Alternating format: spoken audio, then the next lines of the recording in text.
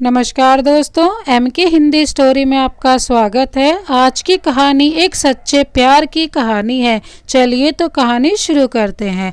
आज बहुत जल्दी में वह घर से निकली और एक मिठाई की दुकान पर जाकर बोली, अरे भैया सुनो जरा, 2 किलो मोतीचूर के लड्डू तो पैक करना। सिया ने जल्दबाजी में दुकान वाले भैया से कहा, दुकानदार माफ़ कीजिएगा मैम, 2 किलो तो नहीं हो पाएंगे, आप 1 किलो ही ले लीजिए। सिया, भैया ये कैसी बात कर रहे हैं आप, ऐसे भी भला कोई कहता है क्या? आपको अपना सामान नहीं बेचना क्या?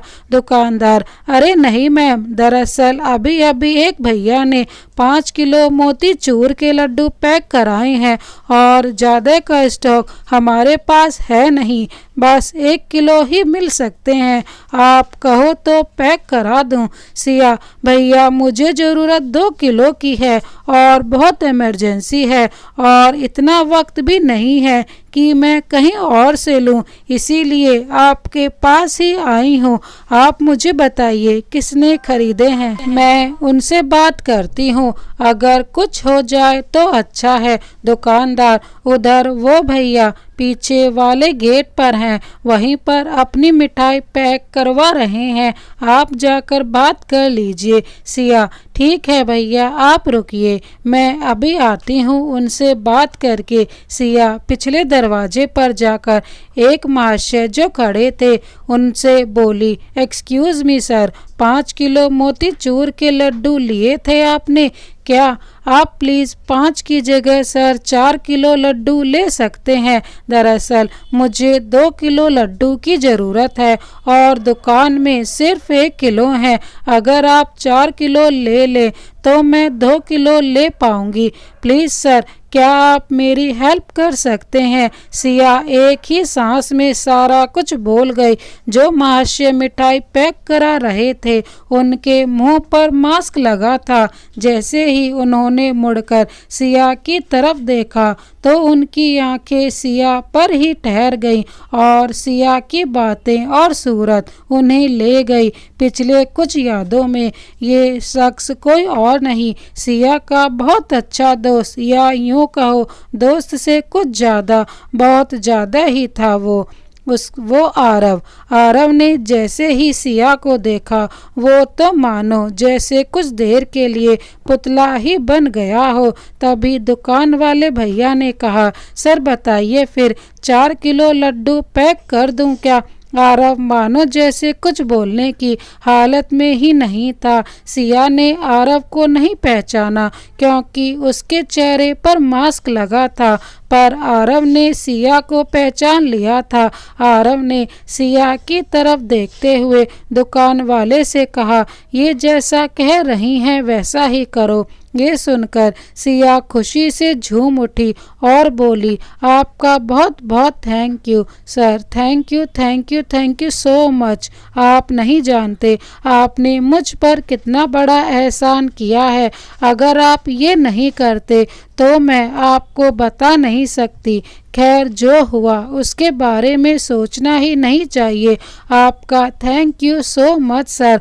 आरव तो मानो जैसे सिया के आंखों की तरफ उसकी हंसी, उसकी खुशी, उसकी बातें सुने बिना बस बार बार उसके होठों को बंद होते खुलते देख रहा था। इससे पहले कि आरव कुछ बोलता तभी पीछे से आवाज़ आई, मम्मा। आरव एकदम से जैसे अपने ख्यालों की दुनिया से बाहर निकला हो। इससे पहले वो कुछ कहता मानो उसका सपना एक बार फिर से टूट गया था। सिया पीछे पलट कर बोली, हाय मेरा बच्चा, आप यहाँ भी आ गए। आप बिना मम्मा के बिल्कुल भी नहीं रह सकते ना, रुको आप आती हूँ मैं। आरव ने जैसे ही सुना कि एक छोटा सा बच्चा सिया को मम्मा कहकर पुकारता है, आरव की तो मानो खुशियाँ जैसे एक ही पल में गायब हो गई हो। उसने बिना देर लगाए अपनी नज़रें सिया के गले में डाली।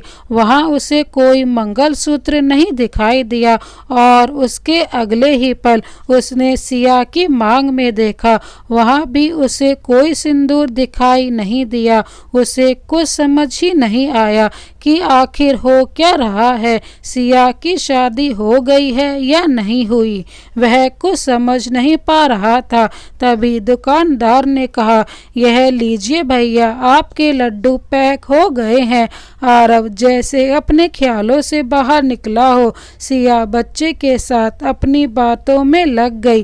तभी पीछे से किसी ने आवाज लगाई, अरे आरव, मिठाई पैक हो गई हो तो आ जाओ लेकर। सिया ये नाम सुनकर एकदम से चौंक गई। उसने पीछे पलट कर देखा, लेकिन तब तक आरव मुड़कर वहां से जा चुका था। इससे पहले वो कुछ सोचती समझती दुकान वाले ने कहा, मैम, आपकी मिठाई पैक हो गई है, आप ले जा सकती हैं। सिया मिठाई लेकर सबको बांटने लगी। दुकान वाले ने पूछा, अरे मैम, आपने हमसे ही तो मिठाई लिया और आप हमें ही दे रही हैं। सिया, रख लीजिए भैया, खुशी से बांट रही हूँ, बस आप आशीर्वाद दे देना। दुकानदार ने कहा, हाँ मैम, हमारी दुआ आपके साथ है, पर आप यह तो बताइए किस खुशी में बांट रही हैं। सिया ने कहा, आज मुझे पहली बार किसी ने मम्मा कहकर बुलाया है, इस खुशी में मिठाई बांट रही हूँ। और हाँ भैया, वो जो सर थे ना, जिन्होंने अपने हिस्से के लड्डू मुझे दे दिए थे, उनके लिए भी। दुकानदार इससे पहले कुछ कहता, सिया बोली, हाँ मैं जानती हूँ, वो जा चुके हैं, पर फिर भी यह उनके हिस्से का है, अब रख लीजिए अपने पास। दुकानदार ने कहा, अरे आप बुरा न माने तो एक बात पूछूं क्या? सिया खुशी से बोली, अरे आज आपको एक क्या दो बातें, जो भी पूछना है पूछो, आज मैं किसी बात का बुरा नहीं मानूंगी। दुकानदार ने कहा, मैम, आपको देखकर लगता तो नहीं है कि आपकी शादी हो गई है, फिर यह बच्चा आपका कैसे? सिया ने कहा, एक बात कहूँ भैया, जरूरी नहीं है कि माँ बनने के लिए बच्चा पैदा ही किया जाए, वो मातृ प्रेम होता है ना, वो सब के अंदर होता है। आप अब मिठाई खाइए, मैं चलती हूँ। सिया के जाते ही आरव दुकान पर वापस आता है और बोलता है, अरे भैया, यह मेरी बाइक का हेलमेट रह गया है, आपको मिला क्या? दुकानदार ने कहा, हाँ भैया, वह उस टेबल पर रखा है, आप ले लीजिए, और यह लीजिए आपके लिए मिठाई। आरव ने कहा, यह किस खुशी में मिठाई दे रहे हैं आप मुझे? लगता है आप हेलमेट रखने के बाद मिठाई देते हैं। अरे नहीं नहीं, वो जो मैडम जी जिन्होंने आपसे 1 किलो मिठाई ली थी, वो बांट कर गई हैं और खास कर आपके लिए दे कर गई हैं। पर देखिए, आपकी किस्मत अच्छी है, आप भी आ गए। आरव धीरे से बोला, किस्मत अच्छी होती तो क्या ही बात थी। खैर भैया, लाइए मिठाई खिलाई दीजिए।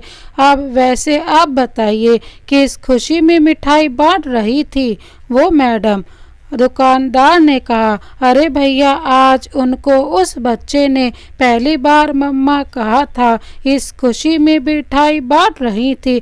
आरव मिठाई खाते हुए ही बीच में बोला, वैसे भैया, वह मैडम लग नहीं रही थी कि उनकी शादी हो गई है, फिर भी उनका बच्चा है। दुकानदार ने कहा, भैया जी, उनकी शादी नहीं हुई है और बच्चे का तो मुझे नहीं पता, पर वो मैडम ने मुझसे कहा कि जरूरी नहीं है माँ बनने के लिए बच्चा पैदा ही किया जाए, बाकी तो वही जाने। इतना कहकर चली गई। आरव यह सुनकर एक ही पल में खुश हो गया कि शादी नहीं हुई, लेकिन यह सोचकर अभी परेशान था कि वो बच्चा था कौन। सिया को मम्मा कह रहा था जो। आरव इसी कश्मकश में सोचते हुए अपना हेलमेट लेकर चला गया। कुछ दिनों दिनों बाद सिया उस बच्चे से, वासु से बातें करती हुई रास्ते में जा रही थी। तभी अचानक वह सामने किसी से टकरा गई। वो कोई और नहीं आरव ही था, जो कुछ सामान लेकर जा रहा था और उसका सारा सामान फैल गया। लेकिन आज आरव के चेहरे पर मास्क नहीं था, तो सिया ने उसे देखा। सिया ने आज आरव को न जाने कितने समय बाद देखा था। वह कुछ कहती उससे पहले ही आरव ने जमीन से अपना सामान उठाते लिए सॉरी बोलने की लाइन लगा दी। उसे सिया बस आरव को देखकर स्माइल करे जा रही थी। आरव बार बार सॉरी बोले जा रहा था। तभी सिया आरव को बीच में टोकते हुए बोली, आरव और कितना सॉरी बोलोगे, बस भी करो। आरव ने जैसे ये सुना, उसने तपाक से अपनी नजरें उठाई और सिया को देखकर जैसे मौन रह गया। सिया गोद में वासु को लेकर आरव की तरफ स्माइल करे जा रही थी। आरव ने कहा, आई एम सो सॉरी, मैंने देखा नहीं, तुम्हें चोट तो नहीं लगी और तुम्हारा बच्चा तो ठीक है ना, किसी को कुछ लगा तो नहीं। सिया आरव की तरफ अपना हाथ बढ़ाते हुए बोली, डोंट वरी, मैं ठीक हूँ और मेरा वासु भी ठीक है, तुम उठो। और आरव ने सिया का हाथ अपनी तरफ बढ़ाते हुए देखा तो उसे अपना हाथ बढ़ाने में थोड़ी झिझक हुई। सिया ने कहा, मेरा हाथ पकड़ सकते हो। आरव को कुछ समझ ही नहीं आ रहा था कि आखिर हो क्या रहा है। उसने सिया का हाथ पकड़ा और खड़ा हो गया। सिया बोली, तुम तो ठीक हो ना, वैसे कहाँ जा रहे थे और तुम यहाँ कैसे, क्या करते हो, कहाँ रहते हो? आरव ने कहा, अरे रुक भी जाओ, तुमने तो सवालों की झड़ी लगा दी। इतने सारे सवाल, यहाँ रास्ते में खड़े होकर जवाब दूं क्या? और देखो ना, गर्मी भी बहुत है, तुम्हारे बच्चे को दिक्कत होगी धूप में। सिया ने कहा, इसका नाम वासु है। आरव ने पहले ध्यान नहीं दिया, लेकिन इस बार जब सुना तो वह चौंक गया और अटकते हुए बोला, ये नाम तो सिया वही है ना जो मैं कहता था। सिया ने कहा, सुनो ना, यहाँ पास ही में पार्क है, क्यों ना हम वहाँ चलकर बातें करें, अगर तुम्हें कोई दिक्कत ना हो तो। आरव, इतने वक्त बाद तो मिली हो तुम, दिक्कत क्या हो सकती है, चलो चलते हैं। आरव और सिया पार्क में आकर बैठ गए। सिया ने तो, बताओ मुझे, तुम यहाँ कैसे, कब आए, क्या करते हो, कहाँ रहते हो? आरव ने कहा, पहले सांस लो, मैं तुम्हें सब बताता हूँ तो सुनो। यहाँ एक कॉलेज में एज ए प्रोफेसर मेरी जॉइनिंग हुई है, तो बस कल ही आना हुआ मेरा यहाँ, और मैं यहीं वो सामने वाली बिल्डिंग में रहता हूँ। तुम बताओ क्या कर रही हो आजकल, कैसा चल रहा है सब कुछ? सिया ने कहा, तुम्हें याद है, मैं आज भी तुम्हें याद हूँ, तुमने मुझे पहचान भी लिया। आरव ने कहा, पहचान तो तुमने भी मुझे लिया। सिया, तुम्हें भूली ही कहाँ हूँ जो पहचान नहीं पाती। आरव, हाँ तो बताओ क्या करती हो आजकल, कहाँ रहती हो? सिया, मैं 1 साल पहले इस शहर में आई, एक NGO के थ्रू, तो बस यही जॉब है मेरी, और जिस बिल्डिंग में तुम रहते हो उसके अपोजिट जो बिल्डिंग है वहाँ रहती हूँ मैं। और बताओ, तुम घर में सब ठीक है, कैसे हैं तुम्हारी बीवी, बच्चे वगैरह, तुम्हारे पेरेंट्स? आरव हंसते हुए बोला, मेरे पेरेंट्स तो बिल्कुल ठीक है, बाकी और किसी का मुझे पता नहीं। सिया चौंकते हुए बोली, पता नहीं से क्या मतलब है, तुम्हें नहीं पता, लड़ाई झगड़ा कर रखा है क्या? आरव, अरे बस भी करो, लड़ाई व झगड़ा हो कहाँ से, जब कोई हो तब ना। सिया, मतलब तुमने शादी नहीं की? आरव, नहीं, तुम बताओ, तुम्हारी फैमिली में सब कैसे हैं, तुम्हारा हस्बैंड, तुम्हारा बेबी? तो बहुत ही क्यूट है। Siya thank you so much, तुम्हें मेरा वासु क्यूट लगा, बाकी हस्बैंड का तो मुझे भी नहीं पता कैसा है। आरव क्या मतलब कैसा है? सिया मतलब यही कि जब होगा तब बता दूंगी। आरव हैरान होते हुए बोला, मतलब तुमने भी? सिया हंसते हुए बोली, हाँ बाबा मैंने भी। आरव पर ये वासु मैं कुछ समझा नहीं। सिया हाँ वासु मेरा ही बच्चा है और मैं इसकी माँ, पर मैंने जन्म नहीं दिया। जब मैं शहर में आई तब मुझे यह एनजीओ में मिला था और मैंने इसे अडॉप्ट कर लिया क्योंकि उस वक्त मैं बिल्कुल अकेली पड़ गई थी। समझ नहीं आया क्या करूं। वासु के मेरी जिंदगी में आने के बाद मुझे जीने की वजह मिल गई थी एंड आई एम सॉरी। और तब उस वक्त तुमसे शायद नहीं कह पाई क्योंकि हिम्मत भी नहीं थी, पर आज कहती हूँ सॉरी। आरव तुम सॉरी मत बोलो, तुम्हारी कोई गलती नहीं है। सिया रुंधली आवाज में, गलती है मेरी आरव, और खो गई उन पुरानी यादों में जब 5 साल पहले आरव और सिया कॉलेज में मिले थे। धीरे धीरे दोस्ती हुई और दोस्ती प्यार में कब बदल गई किसी को पता ही नहीं चला। सिया हमेशा आरव को अपना एक बहुत अच्छा दोस्त बताती थी। उसने कभी अपना प्यार आरव के सामने जाहिर नहीं किया। आरव ने कई बार कहा कि मैं तुमसे बहुत प्यार करता हूँ। सिया बदले में कुछ नहीं कहती थी, बस यही कहती थी घर वाले नहीं मानेंगे हमारे। आरव ने कहा तुम हाँ तो कहो, घर वालों को मैं मना लूँगा। सिया जानती थी कि घर वाले नहीं मानेंगे और अगर वो हाँ कहेंगी तो आरव को उम्मीद होगी और बाद में वह उसकी उम्मीद तोड़ना नहीं चाहती थी। कॉलेज खत्म होते होते और आरव ने सिया के सामने अपने सारे जज्बात रख दिए और कहा मैं तुमसे बहुत प्यार करता हूँ सिया, शादी करना चाहता हूँ मैं तुमसे, बस तुम एक बार हाँ कर दो, मैं मना लूँगा घर वालों को। सिया ने कहा तुम बहुत अच्छे हो आरव, कोई भी लड़की तुमसे शादी करके बहुत खुश रहेगी, पर जब तक मेरे घर वाले नहीं कुछ कह सकते मैं कुछ नहीं कहूँगी। तुम कुछ दिन इंतजार करो, मैं घर पर बात करती हूँ और फिर तुम्हें बताती हूँ। आरव ठीक है सिया, मुझे इंतजार रहेगा तुम्हारा कई दिनों तक। आरव सिया के कॉल का इंतजार करता रहा। फिर एक दिन सिया का फ़ोन आया और सिया ने कहा आरव मेरे घर वाले नहीं मानेंगे, हो सके तो मुझे माफ़ करना, अब शायद मैं तुमसे कभी ना मिलूं। यह कहकर सिया ने फ़ोन रख दिया। आरव ने खुद से कहा नहीं सिया, तुम्हारी कोई गलती नहीं है, मैं समझ सकता हूँ, तुम अपनी जगह सही हो। सिया ये सब सोचते सोचते रो गई। आरव ने सिया को चुप कराने की बहुत कोशिश की, लेकिन आज सिया के सब्र का बांध टूट पड़ा था।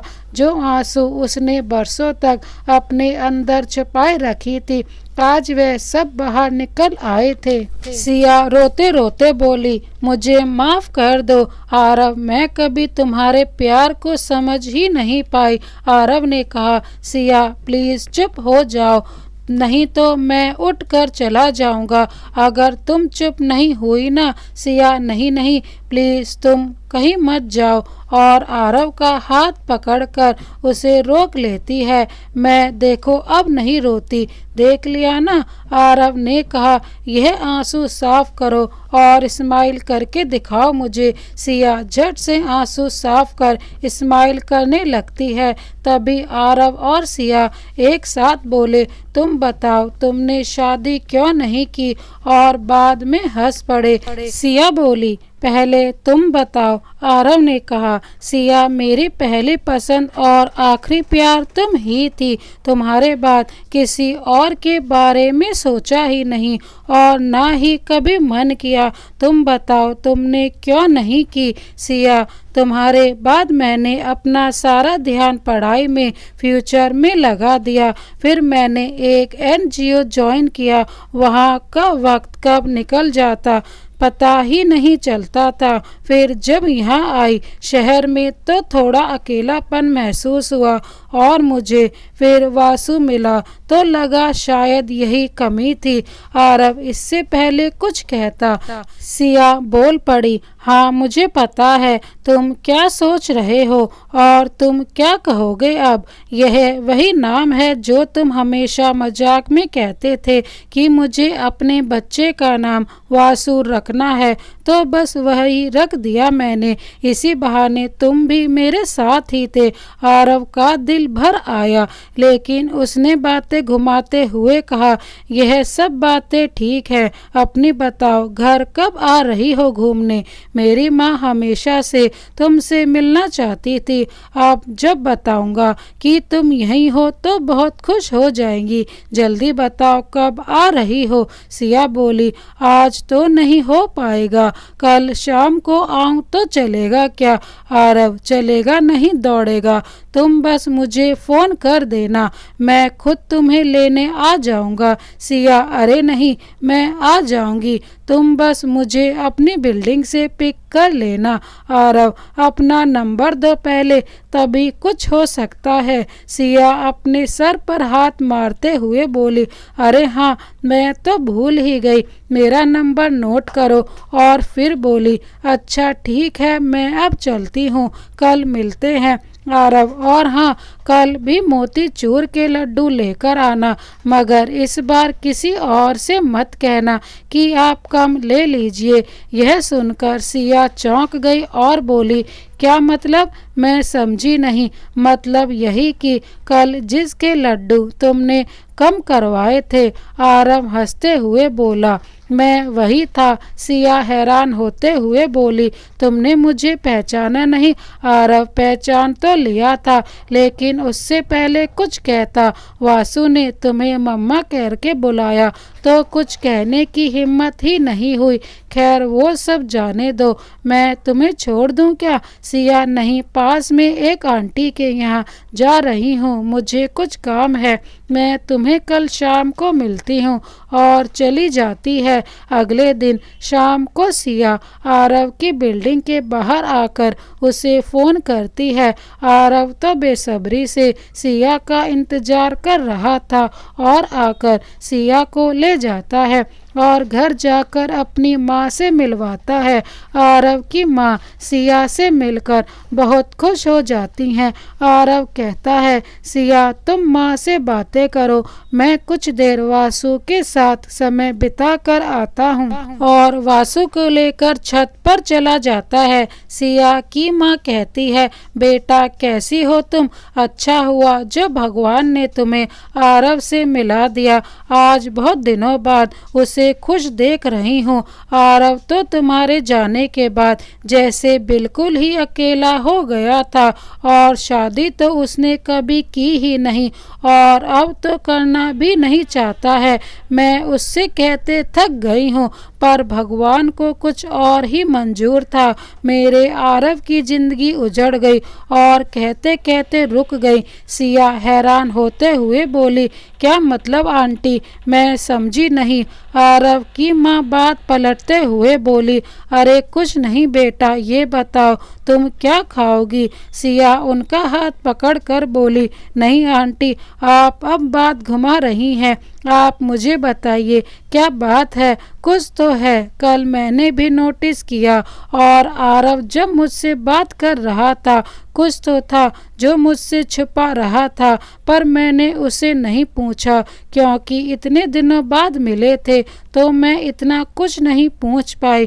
पर आप मुझे बताइए प्लीज़, क्या बात है? शादी क्यों नहीं की उसने और होगी भी नहीं? मतलब आरव की माँ रोते हुए बोली, बेटा तुम्हारे जाने के बाद आरव का एक एक्सीडेंट हुआ था, उसके बाद वह कभी बाप नहीं बन पाएगा। और फूट फूट कर रो पड़ी। सिया उन्हें संभालते हुए बोली, आप रोइए मत आंटी, सब कुछ ठीक हो जाएगा। आरव की माँ सिया के सामने हाथ जोड़ते हुए बोली, बेटा आरव तुमसे आज भी बहुत प्यार करता है, वो तुम्हारी हर बात मानता है, तो उससे कहो ना शादी कर ले, किसी से तो करे। क्या तुम इतना कहकर रुक जाती है। सिया शायद उनकी बात समझ चुकी थी और उनके हाथ अपने हाथों में लेकर बोली, हाँ आंटी, मैं करूँगी आरव से शादी। आरव की माँ हैरान होते हुए बोली, उसका सच जानते हुए भी तुम उससे शादी करोगी? और तुम्हारे माता पिता वो तो पहले ही नहीं माने, ना तो अब कैसे मान जाएंगे। सिया उदास होते हुए बोली, आंटी मेरे माँ पापा का एक्सीडेंट 1 साल पहले ही हो चुका था और उनके बाद उस शहर में मेरा बिल्कुल मन नहीं लगा और इसलिए मैं यहाँ चली आई जहाँ मुझे वासु मिला, और अब जो भी है वही है मेरा। मैं भी प्यार करती हूँ आरव से और आपसे हमेशा से करती थी, पर उसे कभी कहने की हिम्मत नहीं हुई क्योंकि जानती थी मेरे घर वाले मानेंगे नहीं और मैं आरव को परेशान नहीं देखना चाहती थी। ये कहकर सिया आरव की माँ के गले लग कर रो गई। उनकी रोने की आवाज़ सुनकर आरव नीचे उतर के आया और उनको रोते देख परेशान हो गया और बोला, क्या हो गया आप दोनों को, आप रो क्यों रही हैं?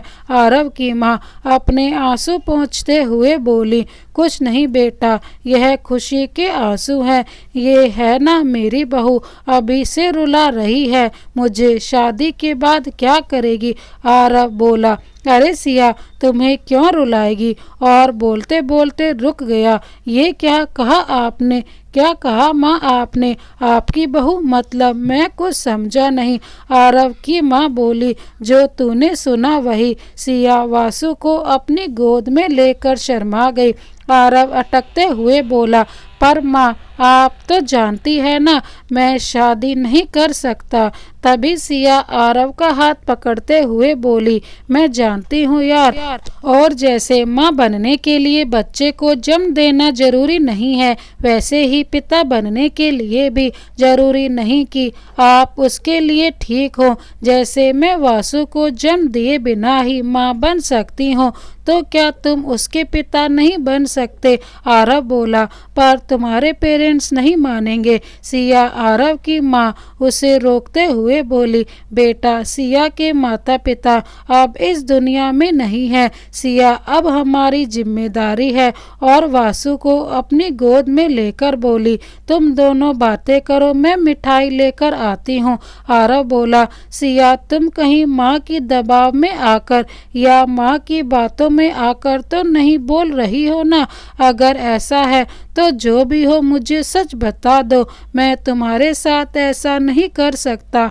आरव का हाथ अपने हाथों में लेते हुए सिया बोली, आरव आंटी ने मुझ पर कोई दबाव नहीं बनाया और उन्होंने मुझे बताया जो भी हुआ उसमें तुम्हारी कोई गलती नहीं है। और सच कहूँ तो मैं भी तुमसे बहुत प्यार करती हूँ, अब से नहीं तो पहले दिन से, जब देखा था तुम्हें तब से, पर कभी कहने की हिम्मत ना हुई और ना कह पाई। तो कहो बनोगे मेरे वासु के पापा? यह कहकर सिया की आंखें भर आई और आरव भी हाँ में सर हिलाकर सिया को गले लगाकर रो दिया और बोला, आखिर मेरा सपना सच हो ही गया, मेरे बच्चे का नाम वासु हो ही गया। तुम्हारा बहुत बहुत थैंक यू सिया, यूँ तुम मेरी जिंदगी में आई। सिया बोली, मैं नहीं, हमारा वासु। अगर वह जिंदगी में नहीं आता तो मैं तुम्हारी जिंदगी में नहीं होती और ना हम शायद एक दूसरे के कभी भी हो पाते। और दोनों गले लगकर रो देते हैं। तो दोस्तों आपको ये कहानी कैसी लगी हमें कमेंट बॉक्स में ज़रूर बताएं। इसी तरह की कहानी देखने के लिए हमारे चैनल को आप भी सब्सक्राइब कर बेल आइकन को प्रेस करना ना भूलें। Thank you so much. Vande Mataram.